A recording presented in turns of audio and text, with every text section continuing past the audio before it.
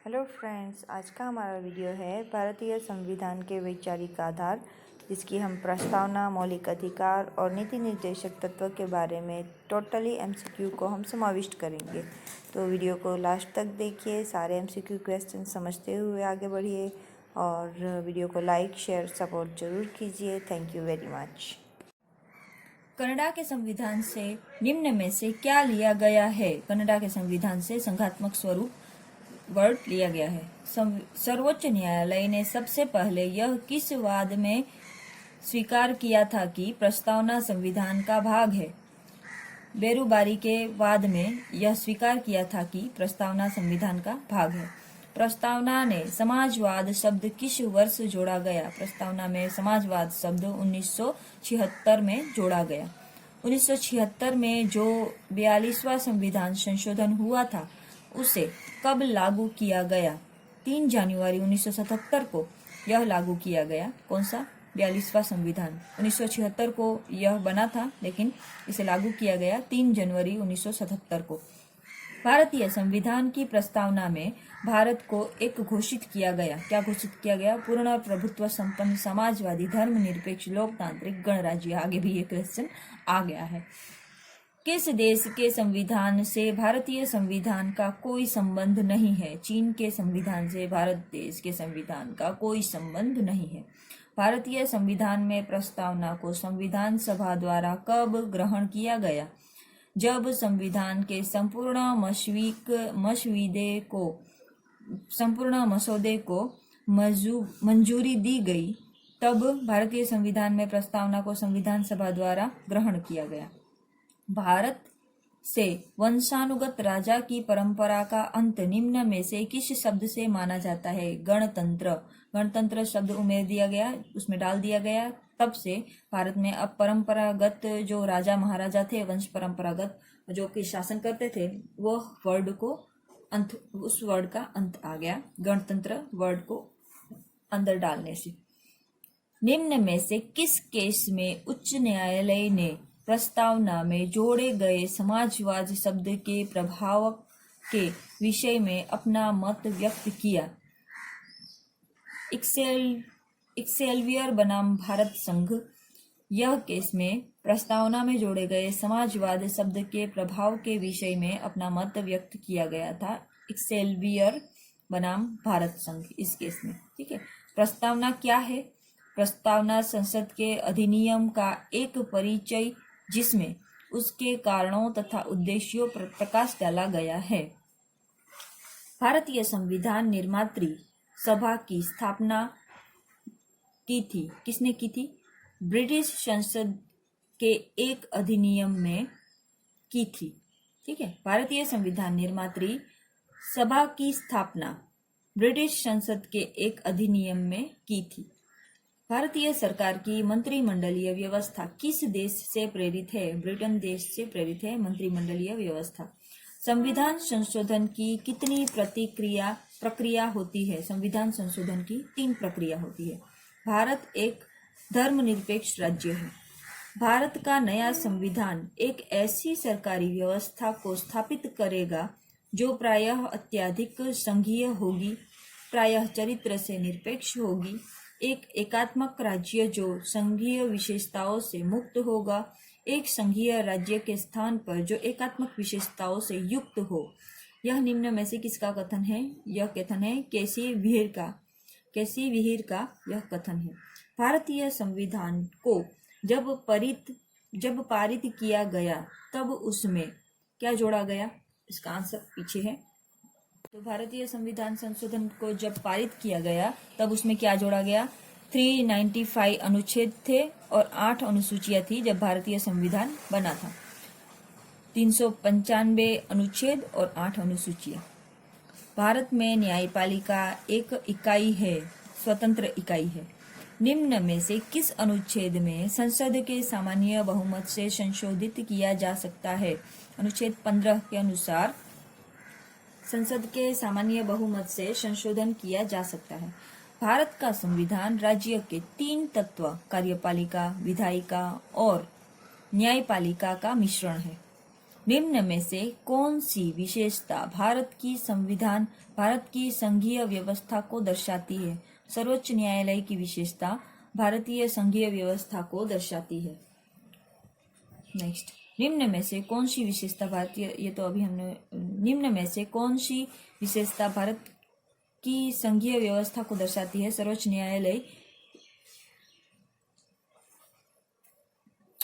न्यायालय। Next, Ireland से हमारे संविधान में कौन सा विचार लिया गया है? तो आयरलैंड से हमने कौन सा विचार लिया है? राज्य के नीति निर्देशक सिद्धांत का। बहुतों बार, अनन्य बार ये क्वेश्चन पूछा जाता है। पता नहीं क्यों इनको आयरलैंड से इतना प्यार है। ये क्वेश्चन घुमा फिरा के बार बार ना ये क्वेश्चन पेपर में दिखता है। तो हमें क्या करना है? हमें इस क्वेश्चन को मोस्ट आईएमपी देना है और इसको बार बार सुनना है। कहीं लिख लीजिए, इसको मोस्ट आईएमपी के रूप में लिख के याद रख लीजिए। आयरलैंड से हमने संविधान में कौन सा विचार लिया है? तो राज्य के नीति निर्देशक सिद्धांत आयरलैंड से हमको मिला है। नेक्स्ट, पंथ निरपेक्ष शब्द को भारत संविधान की प्रस्तावना में किस संशोधन द्वारा जोड़ा गया? 42वें संशोधन द्वारा पंथ निरपेक्ष शब्द जोड़ा गया था। निम्न में से किस संस्था को यह अधिकार प्राप्त है कि वह किसी को भी भारतीय नागरिकता से वंचित कर सकता है? केंद्र सरकार को यह अधिकार प्राप्त है कि वह किसी को भी भारत की नागरिकता से वंचित कर सकता है। भारतीय संविधान में सम्मिलित मौलिक कर्तव्यों को निम्न में से किस देश से ग्रहण किया गया है? पूर्व सोवियत संघ से ग्रहण किया गया है। देखिए यहाँ पर एक टिप्पणी मैं दे दूं, निम्न में से किस संस्था को यह अधिकार प्राप्त है कि वह किसी को भी भारतीय नागरिकता से वंचित कर सकता है। देखिए अभी थोड़े दिन पहले आप लोगों ने देखा था कि ऐसा वो लोग संसद में ऐसा एक्ट बिल पास किया गया जिसमें 1970 से पहले आप भारतीय हैं उसका आपको सबूत देना पड़ेगा। 1970 से पहले अगर आप भारतीय नहीं हैं और उस समय से पहले का कोई आपके पास प्रूफ नहीं है कि आप भारतीय मूल नागरिक है, तो आपकी नागरिकता छीन ली जाएगी और आप भारत के नागरिक नहीं रहेंगे। यह अभी थोड़े दिन पहले ही यह नागरिकता कानून बिल आया था, ठीक है, और ये एक्ट पास भी हो गया संसद में। सब लोगों ने इसमें अपनी मर्जी भी दे दी और अब भारत के नागरिक रहने के लिए आपको 1970 से पहले के कागज दिखाने पड़ेंगे। अगर आपके पास नहीं है तो आप भारत के नागरिक नहीं कहलाएंगे, भारत की नागरिकता से वंचित कर दिया जाएगा। तो ये देखिए ये जो बिल पास हुआ था, कहाँ पास हुआ था? केंद्र सरकार में पास हुआ था, संसद में पास हुआ था। तो ये संसद जो है उसको यह अधिकार प्राप्त है कि वह किसी को भी भारतीय नागरिकता से वंचित कर सकती है। तो इस बिल के एक्ट के तहत वो भारतीय नागरिकों को भारतीय नागरिकता से वंचित करने का अधिकार रखती है और इसी अधिकार के तहत वो क्या की ऐसा बिल एक्ट पास किया है कि जिसमें अगर आपके पास 1970 के 70 के पहले का आपके पास कोई प्रूफ नहीं है तो आप भारतीय नागरिक ही नहीं कहलाएंगे। आपके पास भले ही ड्राइविंग लाइसेंस हो, आपके पास भले ही राशन कार्ड हो, आपके पास भले ही इलेक्शन कार्ड हो या फिर आपके पास आधार कार्ड हो, आपके कोई भी प्रूफ का कोई वैल्यू नहीं रह जाएगा। सुनने में बहुत सख्त है लेकिन ये बिल पास हो चुका है। कोरोना की वजह से ये सब रुका हुआ है फिलहाल के लिए। हो सकता है कि आगे ये बिल के ऊपर और ज़्यादा धमाल हो, चर्चाएं हो, लेकिन हमें हमारा जो भी प्रूफ है कि हम 1970 से यहाँ पे हैं वो हमें प्रूफ दिखाना पड़ेगा। अभी इसमें दूसरा एक सवाल आएगा, हम तो 70 को पैदा ही नहीं हुए थे, हमारा बॉर्न तो 18 में है, हमारा बॉर्न तो 90 में है, हमारा बॉर्न तो 2000 के बाद में है। तो आपका बॉर्न जब भी हुआ, आपके पिताजी के पिताजी मतलब कि दादाजी के पिताजी, परदादाजी, ऐसे करके आपको अपना प्रूफ दिखाना है कि आपके दादाजी यहाँ पे थे या फिर आपके परदादा यहाँ पे थे। तो वो सारे प्रूफ आपको दिखाने पड़ेंगे, तभी आप भारत के नागरिक कहलाएंगे। नेक्स्ट, भारतीय संविधान में सम्मिलित मौलिक कर्तव्यों का निम्न में से किस देश से ग्रहण किया गया है? पूर्व सोवियत संघ से संग्रहित किया गया है मौलिक कर्तव्य। भारत के संविधान में निम्न में से किसका उल्लेख है? भारत के संविधान में निम्न में से किसका उल्लेख है? भारत और इंडिया दोनों शब्द का उल्लेख है। भारतीय संविधान के किस भाग में मौलिक अधिकारों का उल्लेख किया गया है? भाग 3 में मौलिक अधिकार है। विधि के समक्ष समानता का अधिकार किस अनुच्छेद में हो है और किसको?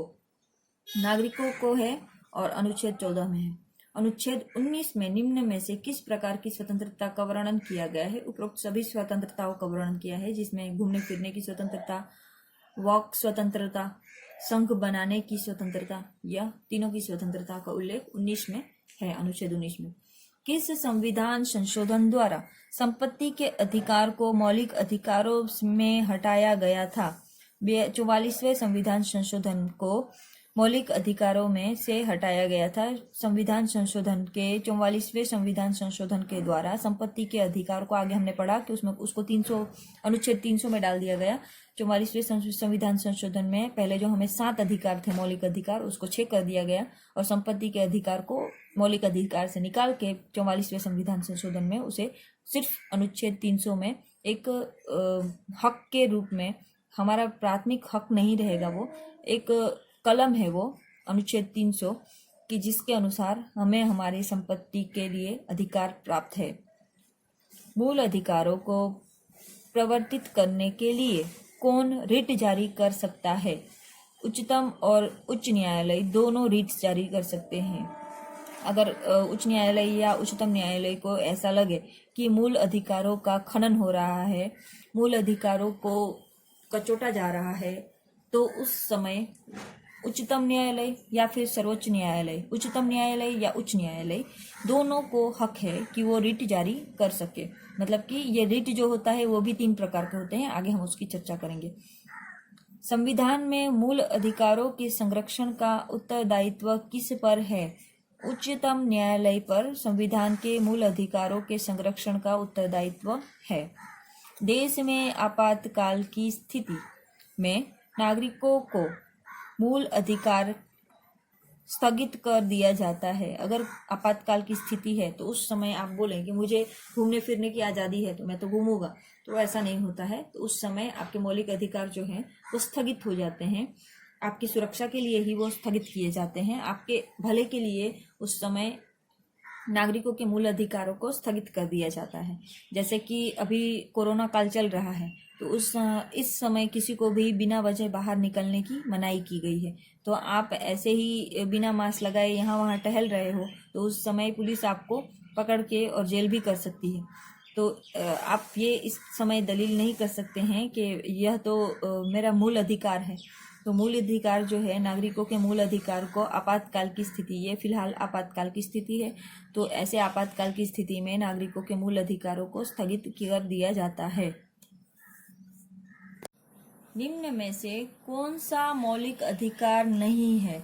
मौलिक अधिकार नहीं है, संपत्ति का अधिकार अब मौलिक अधिकार नहीं रहा है। बंदी प्रत्यक्षीकरण किस अनुच्छेद में है? अनुच्छेद नंबर 22 में बंदी प्रत्यक्षीकरण है, कि मतलब कि किसी को बंदी नहीं बना सकते हैं। अनुच्छेद नंबर 22 में किसी को गुलाम बनाकर हम नहीं रख सकते हैं। अस्पृश्यता का अंत किस अनुच्छेद में दिया गया है? अस्पृश्यता का अंत अनुच्छेद नंबर 17 में दिया गया है। मौलिक अधिकारों को आपातकाल में भारत के राष्ट्रपति द्वारा किस अनुच्छेद के तहत निलंबित किया जा सकता है? अनुच्छेद नंबर 359 के तहत मौलिक अधिकारों को आपातकाल में भारत में राष्ट्रपति द्वारा निलंबित किया जा सकता है। क्या भारतीय संसद मौलिक अधिकारों में परिवर्तन कर सकती है? हाँ, भारत की संसद जो है वो मौलिक अधिकारों में परिवर्तन कर सकती है। भारतीय संविधान में नागरिकों को कितने मौलिक अधिकार प्राप्त है? पहले 7 थे, अब कितने हो गए हैं? 6। 44वें संविधान संशोधन में जो 7वां हमें हक था अधिकार था, संपत्ति का अधिकार, वो निकल गया। तो उसके बाद अब कितने हो गए हमारे मौलिक अधिकार? 6 हो गए। क्या भारत का संविधान प्राकृतिक अधिकारों को स्वीकृत प्रदान करता है? नहीं, प्राकृतिक अधिकारों को स्वीकृत प्रदान नहीं करता है। संविधान के किस अनुच्छेद में यह प्रस्तावना है कि धर्म या भाषा पर आधारित सभी अल्पसंख्यक वर्गों को अपनी रुचि की शिक्षा की स्थापना और प्रशासन का अधिकार होगा? अनुच्छेद नंबर 30 के अनुसार यह प्रावधान है कि धर्म या भाषा पर आधारित सभी अल्पसंख्यक वर्गों को अपनी रुचि की शिक्षा की स्थापना और प्रशासन का अधिकार होगा। अनुच्छेद नंबर 30 में है।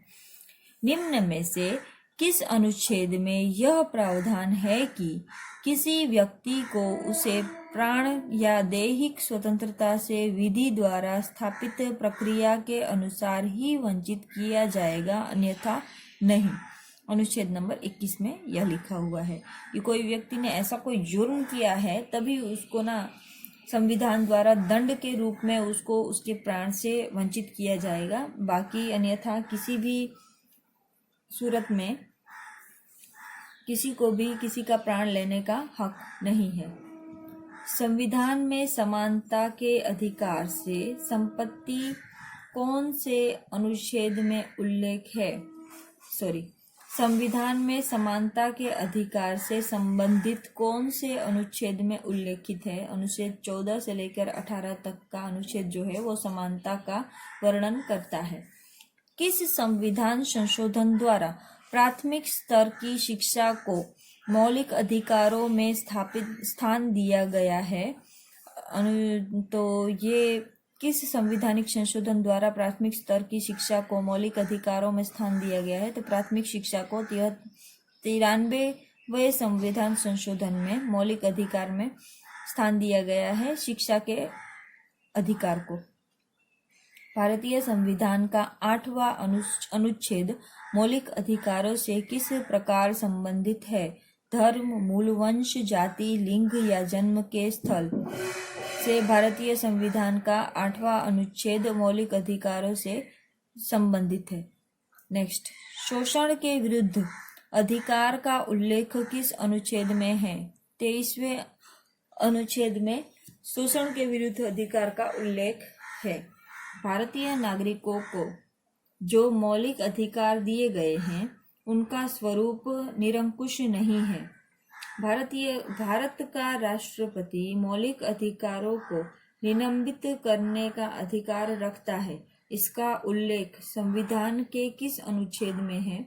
इसका उल्लेख संविधान के 359वें संविधान संशोधन में है। सबसे पहले किस देश ने मौलिक अधिकारों को संवैधानिक दर्जा दिया था? तो सबसे पहले अमेरिका देश ने मौलिक अधिकारों को संवैधानिक दर्जा दिया था। तो आज के लिए इतना ही। भारत के संविधान की नेक्स्ट पार्ट भी हम बहुत ही जल्द डालेंगे। इसमें प्रस्तावना, मौलिक अधिकार और नीति निर्देशक तत्वों के बारे में आधा ही वीडियो हम अभी डाल पाए हैं। तो नेक्स्ट वीडियो इसके बाद हम डालेंगे, उसमें बाकी का पार्ट आपको समाविष्ट मिलेगा। तब तक के लिए दीजिए इजाज़त। दूसरा पार्ट भी देखना न भूलें, क्योंकि तभी ये पूरा टॉपिक कंप्लीट होगा। हर एक टॉपिक को समझते हुए चलिए, आगे बढ़ते चलिए और सारे MCQ क्वेश्चन को याद रखने की ज़्यादा से ज़्यादा कोशिश कीजिए। दीजिए इजाज़त और ज़्यादा से ज़्यादा वीडियो को लाइक और शेयर ज़रूर करना है। Thank you very much.